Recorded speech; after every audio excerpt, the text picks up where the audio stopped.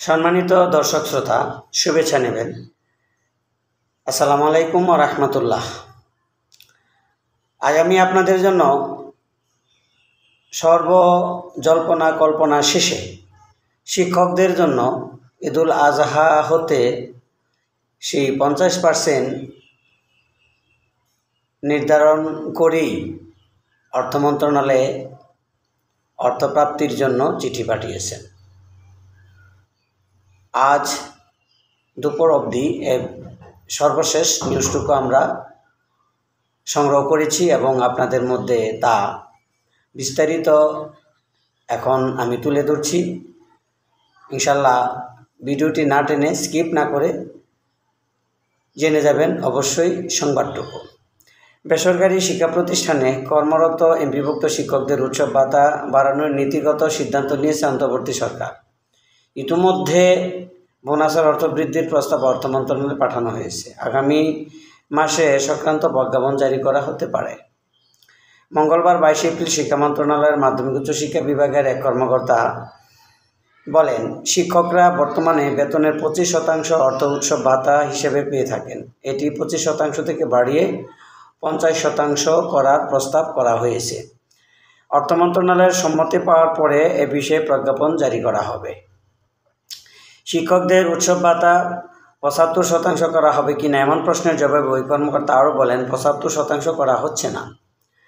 আমরা 50% প্রস্তাব পাঠিয়েছি। আশা করছি আসন্ন ঈদুল আজহার আগে শিক্ষকরা 50% উৎসব ভাতা পাবেন। এর আগে গত 5 মার্চ বিদায়ী শিক্ষা উপদেষ্টা ওয়াহিদুদ্দিন মাহমুদ শিক্ষকদের উৎসব ভাতা, বিনোদন ভাতা, বাড়ি ভাড়া সহ অন্যান্য ভাতা বাড়ছে বলে জানান। তিনি বলেন, কয়েক মাস আগে আমি সবাইকে আশ্বাস দিয়েছিলাম সাধ্যমতো এবছর আগামী বছর বাজেট যতটুকু অর্থ সংকুলান করা যায় অর্থ মন্ত্রণালয়ের সঙ্গে বসে আমরা যত দূর পারি চেষ্টা করব দাবিগুলো মেটাতে। উপদেষ্টা বলেন, কিন্তু এ বঞ্চনা 1 থেকে 2 বছরের বাজেট দিয়ে তো মেটানো যায় না। এটা বোঝানো খুব কঠিন। আজকে বেসরকারি বেতন সরকারি বেতনের সমান করে দিতে হবে, এটা ন্যায্য দাবি বুঝলাম, কিন্তু 1 বছরের বাজেট দিয়ে কিভাবে 15 বছরের বৈষম্য ঠিক করা যায়, কিন্তু শুরুটা করা দরকার, সেই শুরুটা আমরা করে দিচ্ছি। ওয়াহিদুদ্দিন মাহমুদ বলেন, তাদের উৎসব ভাতা, বিনোদন ভাতা, বাড়ি ভাড়া ও চিকিৎসা ভাতা এবছরের ঈদুল আজহা থেকেই শুরু করে আগামী বছরের বাজেট থেকে অন্তত কিছু বাড়াতে পারবো। এখানে আমিও ঘোষণা দিচ্ছি না কত বাড়বে। আমি জানি যেটুকু বাজেটের মধ্যে এবছর এবং আগামী বছরের বাজেটের মধ্যে প্রভিশন রাখা হচ্ছে।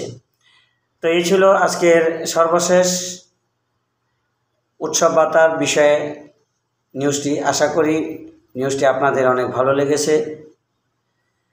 আশা করি আপনারা এই ভিডিওটি অত্যন্ত গুরুত্বপূর্ণ সহকারে অনুধাবন করতে পেরেছেন। তো ভিডিওটি এখানেই রাখবো। যাবার পরেও আপনাদের দীর্ঘ সুস্বাস্থ্য কামনা করছি। আল্লাহ হাফেজ।